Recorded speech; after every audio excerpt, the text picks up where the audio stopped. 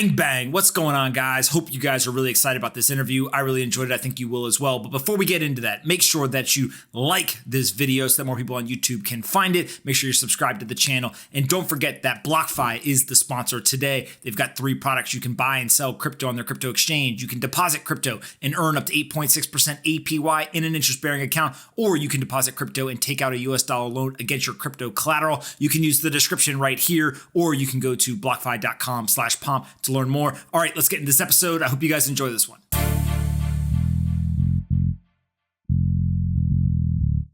All right, guys, bang, bang. I've got Will here. Thanks so much for doing this, man. Thanks for having me on, Pomp. I'm excited to do these every week. Absolutely. So for those that haven't heard yet, every Friday, Will is going to be writing a on-chain analysis for the newsletter. And then every Saturday, we're going to release an episode basically talking about all the on-chain metrics and kind of giving an overview for the week. So maybe let's just jump right into this week, Will, just in terms of what you saw in the on-chain metrics that really caught your eye. Yeah, absolutely. So, I think first of all, when we just step out and look at the kind of broader macro trend in the data that we're seeing, we're just kind of sitting in this huge like midway consolidation zone. Every bull cycle, we see this huge base of capital that usually builds up around 2 to 3 times the previous all-time high, which lines up exactly where we are now. Over the $1 trillion market cap, we now have over 15% of supply that's moved, which is super bullish because when we see these, the tops and the cycles, they're usually blow off tops where you have these increasingly parabolic moves until finally you just see this huge run back off and decrease in demand. But what we're seeing now is the complete opposite. We're seeing a lot of distribution and movement in coins at these price levels, which is showing validation from the market of the $1 trillion market cap threshold, which is super bullish. And also we're seeing realized cap go up, which means the way you can think of realized cap is instead of market cap, where every coin is increasing in price based off of the coins that are being traded on the margin. Realized cap is taking the price of every coin the last time they were moved and then adding that up. So, for example, if someone bought 100,000 coins at $1 per coin, right, and they never moved them, it wouldn't be, whatever, $5.8 billion worth of Bitcoin that it's added to the regular market cap. It would only be $100,000 that's added to realized cap because that was the last time that those coins moved. But we're actually seeing a huge increase in realized cap over the last couple of weeks and this week as well, which is super bullish because once again, in just like I had just mentioned about the volume, the on-chain volume, there's a lot of coins that are being scooped up and new investors that are coming in and scooping up coins at these levels.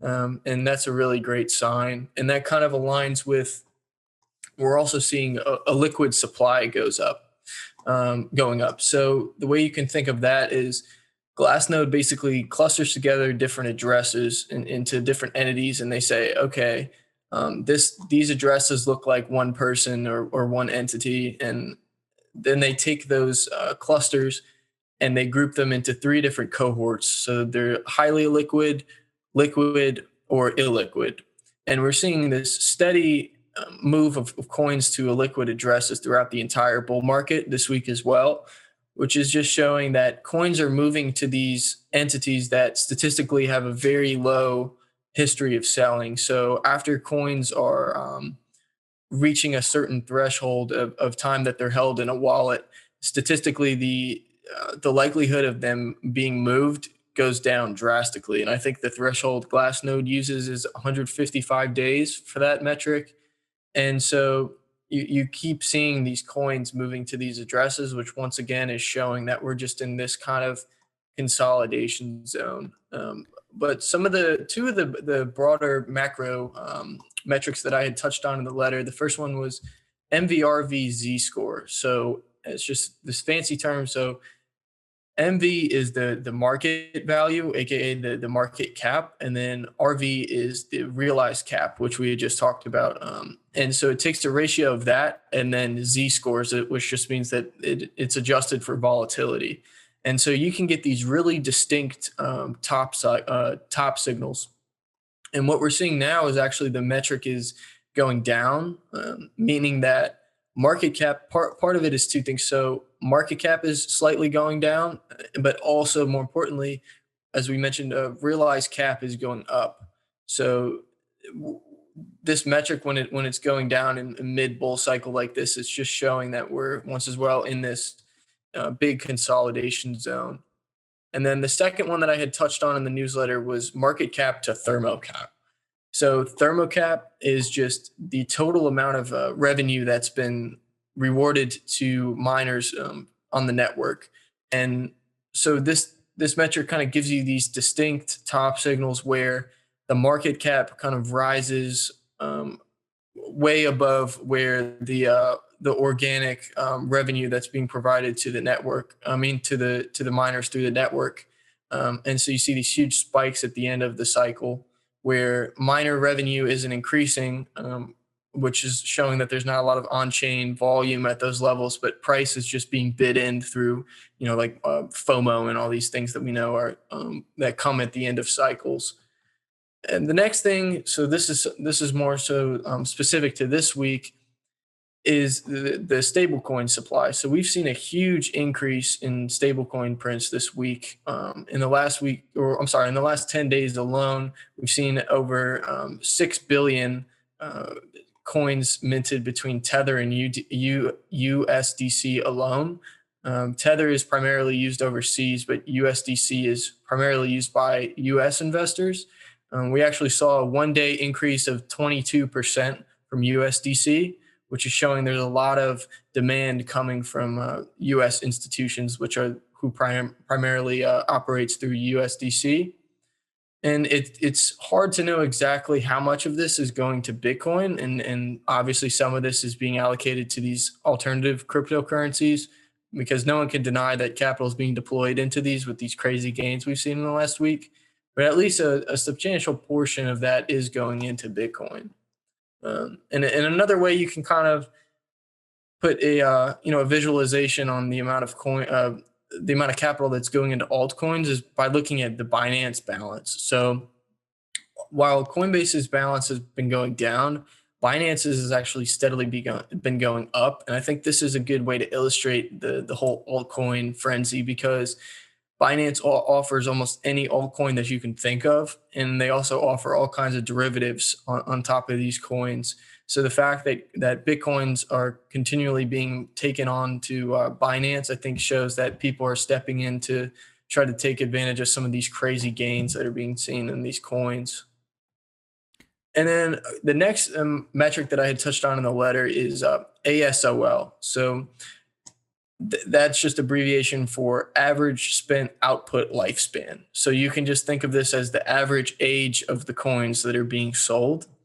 And in the chart that you can see in the newsletter, we had this huge spike around January, right after all-time highs, around about the high 20s to early 30s. I think it was about 27,000 to 32,000 was the peak in selling from long-term holders. But see this huge spike in the average age of coins that are being sold. And since then, we've seen a dramatic decrease, which means that older market participants are holding off on selling. And most of the selling is being primarily driven by newer market participants, likely inexperienced market participants, which is also supported by this other metric called spent output age bands. So this just basically shows you the amount of coins that are being sold in different age cohorts. So the Glassnode has different cohorts all the way from 1 hour old to over 10 years old.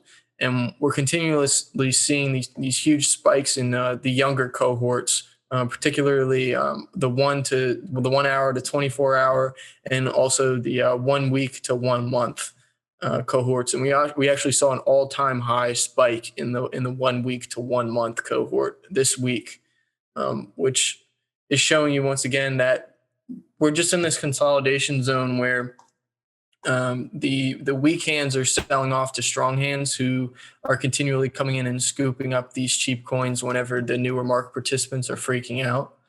And this is also supported by dormancy. So dormancy is very similar to the ASOL, where it's taking the average amount of the coin days destroyed, meaning that, so like if a coin is in a wallet for 10 days, it has 10 coin days. And then if it's moved, those 10 coin days are destroyed. And so dormancy takes that and then adjusts it for the volume. And so you get this very smooth picture of selling once again from older hands decreasing steadily over the last few weeks, especially.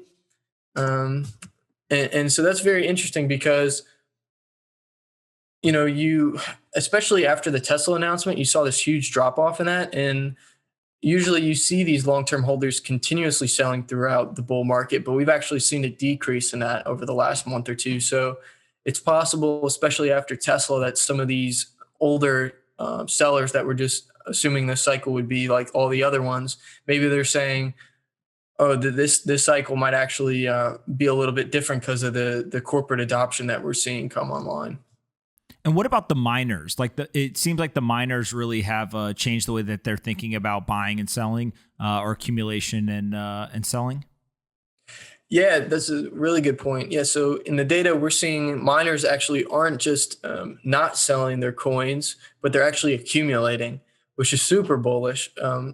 Because it makes sense that miners are more bullish on the asset than anybody because they have all of their capital invested in Bitcoin, and if Bitcoin wasn't in existence, then all of their capital that they've deployed would just be worthless, right? All their mining machines would just be paperweights essentially if Bitcoin was to cease to exist, because all of their miners are literally the mining machines are literally created just for the sole purpose of mining Bitcoin SHA-256. So I think it's a great sign to see the people that are most bullish on Bitcoin continually accumulating.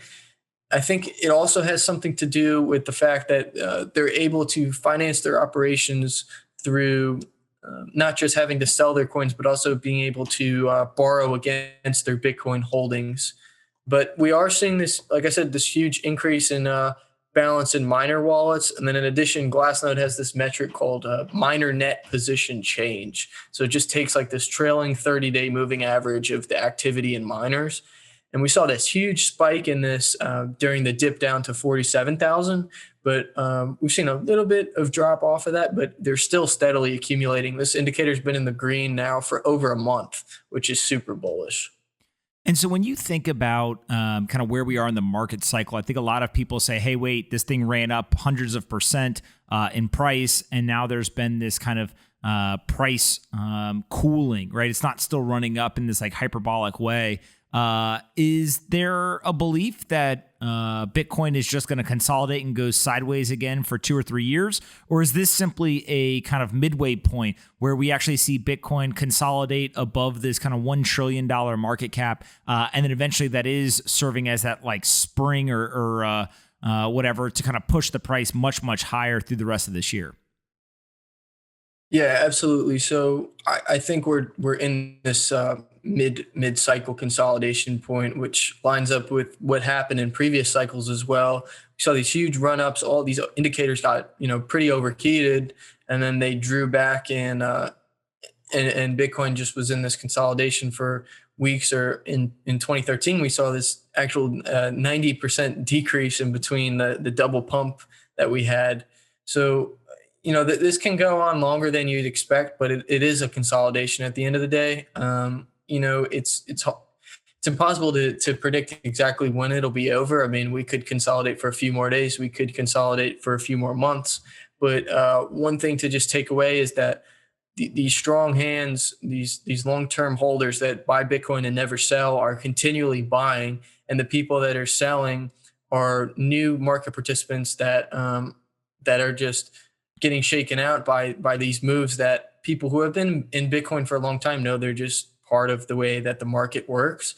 And so eventually we're going to get to the point where the sellers get exhausted and there's nobody else that has coins that are going to be sold. But until then, we're just sitting in this band where those coins are continually moving to these strong hands. I think that as we continue to talk every week, the on-chain data doesn't lie, and it's incredibly bullish. So we'll continue to keep an eye on this in the coming weeks. But right now, while price is going sideways, it's just massive consolidation. It's a coil like a spring. And when that thing's ready to move, I think it's going to rip people's faces off. So it'll be very, very interesting to watch. But Will, thank you so much for taking the time to do this. I think people are really enjoying the on-chain analysis. We've linked in the description to the new email that you've got. It's a free email with a ton of on-chain analysis each week. So if people want to subscribe to that, please go and do that. And then we'll do it again next week. Thanks so much, Pomp. I'm looking forward to it, man. Hope everybody likes the newsletter as well.